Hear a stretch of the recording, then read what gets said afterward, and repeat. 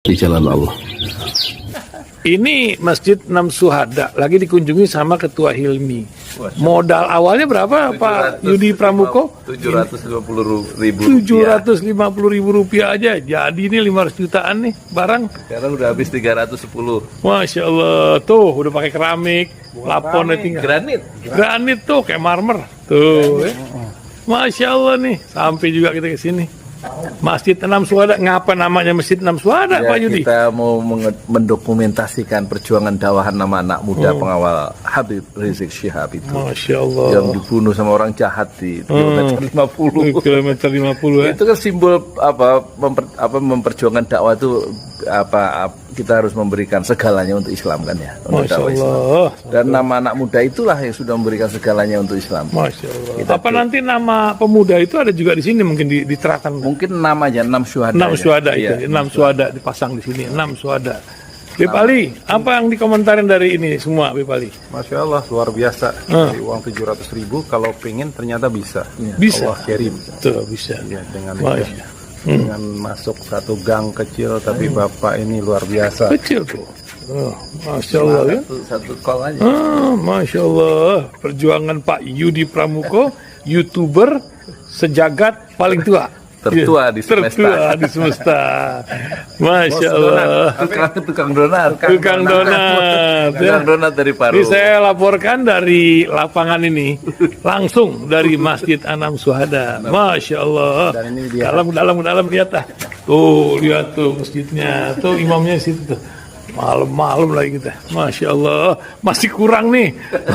Atapnya katanya transfer aja. Assalamualaikum warahmatullahi wabarakatuh. Saya Yudi Pramuko, tukang donat dari Parung YouTuber tertua di semesta. Saya mau membahas membandingkan antara Panji Gumilang dan Habib Rizik Syihab ya. Orientasi kehidupannya berbeda ya. Kalau Panji Gumilang itu sekarang sedang terdesak dia di dalam sejarah politik Indonesia modern karena kemudian PPATK sudah mengantongi satu transaksi yang sampai triliunan, mencakup 256 rekening yang terhubung ya dengan Panji Gumilang dan ada 10 rekening atas nama yayasannya. Jadi transaksinya kata Ketua PPATK Evan Yustiawan Dana itu sampai triliunan rupiah, dan itu akan menjadi titik masuk untuk membawa Panji Gumilang ke balik jeruji besi ya. Ini berbeda dengan kasus dari Habib Rizik Syihab yang tidak terkait dengan persoalan keuangan, tetapi semata-mata persoalan keyakinan politik dan kegigihan dia dalam menggoyang tiang-tiang istana sebagai bagian dari amar ma'ruf nahi mungkar ya. Dan kemudian dia didekati dengan pendekatan lebih politis ya. Dan dengan kekerasan yang melampaui batas dengan dibunuhnya 6 pengawal Habib Rizik Syihab tanpa bersalah, dan itu kekeliruan dan blunder yang dilakukan oleh pemerintahan Jokowi ya. Dan juga kekeliruan berikutnya adalah pembubaran Front Pembela Islam yang dilakukan dengan sangat arogan oleh Mahfud MD. Berbeda dengan Panji Gumilang, dia memang satu pribadi yang memiliki impian besar ya, bagaimana mungkin masih ada sisa-sisa keinginan untuk mendirikan negara Islam Indonesia, karena dia adalah semacam pewaris tahta terakhir dari NII yang melakukan perjuangan bersenjata selama 13 tahun dan kemudian berakhir pada tahun 1962 saat Sekar Maji Marijan Kartosuwiro itu dihukum mati ya, ditembak mati berdasarkan pengadilan dan disaksikan oleh 7 jenderal di saat fajar mulai menyingsing di Kepulauan Seribu ya. Berakhirlah perjuangan bersenjata negara Islam Indonesia yang dulu diproklamirkan oleh Kartosuwiro tanggal 7 Agustus 1949 di mana itu di Malangpong ya kalau nggak salah, itu di Tasik ya. Dan tampaknya ada unsur-unsur imajinasi itu yang muncul dalam benak Panji Gumilang, sehingga orientasi kekuasaan itu jauh lebih kuat dibanding Habib Rizik Syihab. Habib Rizik Syihab ingin tegaknya syariah Islam, syariat Islam dalam lingkungan NKRI. Pernyataan itu membuat Yusril Iza Mahendra itu masih bingung bagaimana itu konstruksi hukum yang menegakkan syariah Islam dalam negara kesatuan Republik Indonesia yang berdasarkan Pancasila. Tapi itulah mimpi-mimpi besar dari Habib Rizik Syihab, sementara yaitu menegakkan syariat Islam dalam lingkungan NKRI, sementara Panji Gumilang impian-impian terakhirnya adalah bagaimana menegakkan syariat Islam dalam NII, Negara Islam Indonesia, secara politis tentunya, yang mungkin akan dia ingkari karena tahun 1962 NII itu sudah selesai, tapi dia tentu meneruskan wasiat terakhir dari Adah Jailani untuk meneruskan perjuangannya, sehingga dia juga kemudian dikenal sebagai pimpinan Komandemen Wilayah 9 NII, bukan?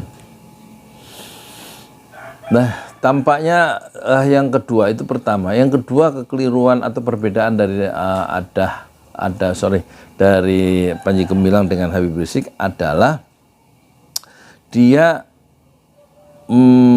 melakukan blunder dalam persoalan keagamaan. Misalnya salah satunya adalah bahwa mazhab dia adalah mazhab Soekarno, dan itu berarti keluar dari pakem Ahlussunnah wal Jamaah, sementara Habib Rizik pahamnya adalah Ahlussunnah wal Jamaah, salah satu mazhabnya adalah Asy-Syafi'i. Dengan tasawufnya adalah Abu Hamid Ihya Ulumuddin Al-Ghazali, dan keyakinannya atau akidahnya adalah Al-Maturidiyah kalau tidak salah ya. Tapi sementara secara terbuka Panji Gumilang mengatakan mazhab saya adalah mazhab Soekarno, tanpa dia menjelaskan apakah itu mazhab fikih atau mazhab sekedar jargonistik ya.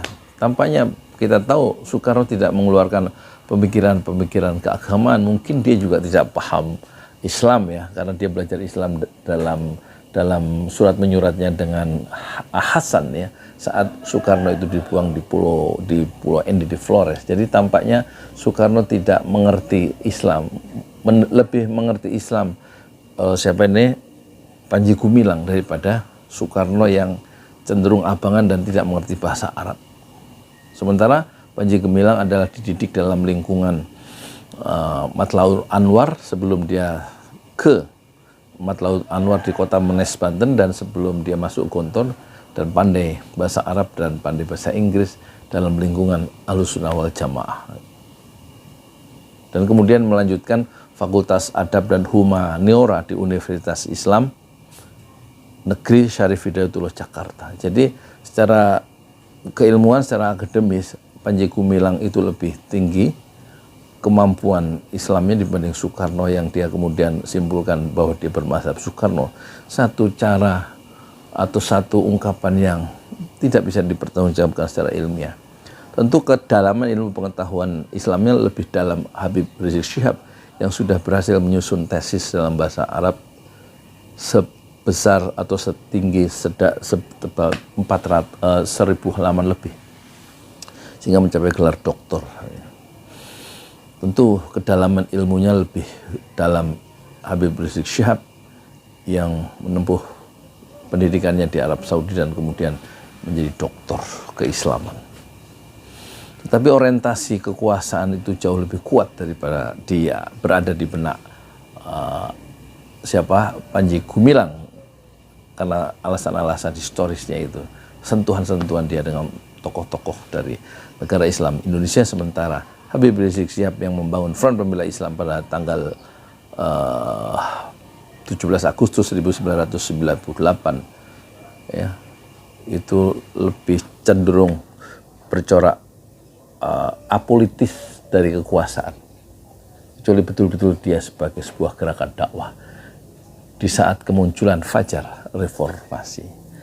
Jadi tampaknya bersih dari unsur pidana keuangan Habib Rizik Syihab, sementara Panji Gumilang itu akan membuat dianya terdorong masuk ke jeruji besi karena dia melakukan kekeliruan-kekeliruan dari segi keuangan.